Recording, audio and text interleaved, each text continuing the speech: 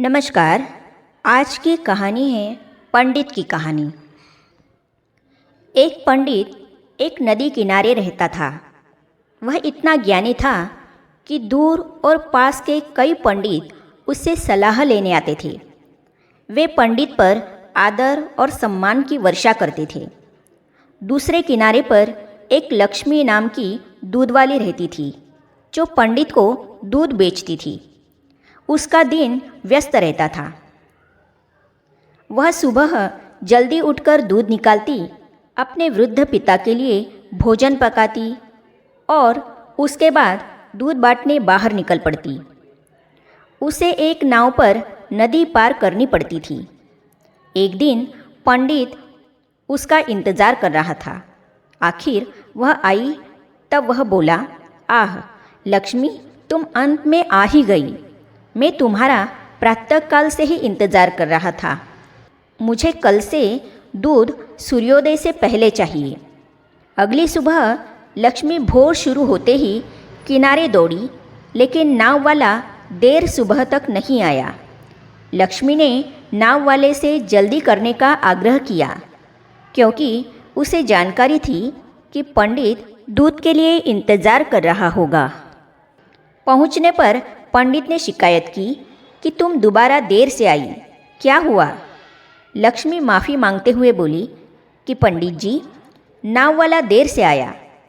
उस पर पंडित का मिजाज खराब था। वह चिल्लाया, बहाना मत सुनाओ। तुमने मेरी इच्छा का अनादर करने की हिम्मत कैसे की? तुम्हें नहीं मालूम कि मैं कितना महान हूँ? लक्ष्मी ने रोना शुरू किया, लेकिन पंडित शेख ही बघारता रहा। क्या तुम जानती हो मैं कितना विद्वान हूँ? तुम केवल एक दूध वाली हो। मैं बहुत सारी चीज़ें जानता हूँ। वह नदी जीवन की नदी है। लोग हरि का नाम लेकर पार कर लेते हैं। लक्ष्मी ने पंडित के शब्दों को बहुत गंभीरता से लिया और अगले दिन समय पर आने का वादा कर वहाँ से चली गई। उसने सोचा कि मैं तो पंडित जी के कहे अनुसार हरि का नाम लेकर नदी पार कर सकती हूँ।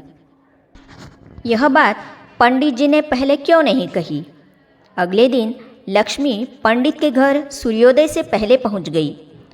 पंडित उसे देखकर आश्चर्यचकित था, क्योंकि उसने नाव वाले को तो देखा ही नहीं।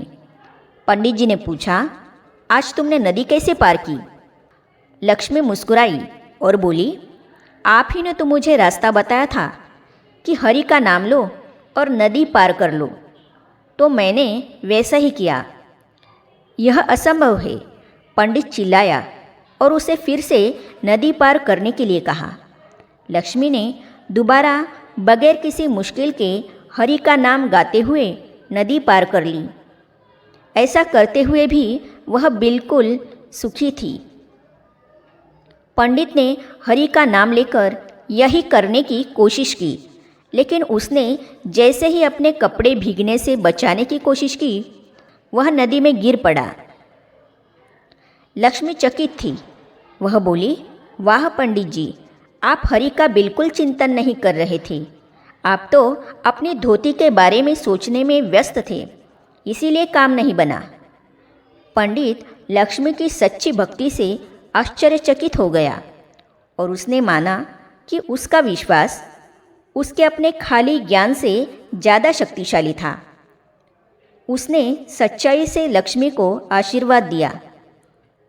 इसका आध्यात्मिक भाव है, शिव परमात्मा उन लोगों को पंडित कहते हैं जो ज्ञान को केवल दोहराते रहते हैं, लेकिन जीवन में नहीं उतारते। हमें पंडित की तरह नहीं होना चाहिए। दूसरों को जो कहते हैं वे पहले खुद वैसा बनना चाहिए। कथनी और करनी में फ़र्क नहीं होना चाहिए।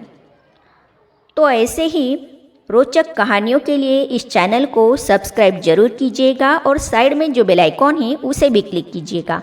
मिलते हैं किसी और नई कहानी के साथ। नमस्कार।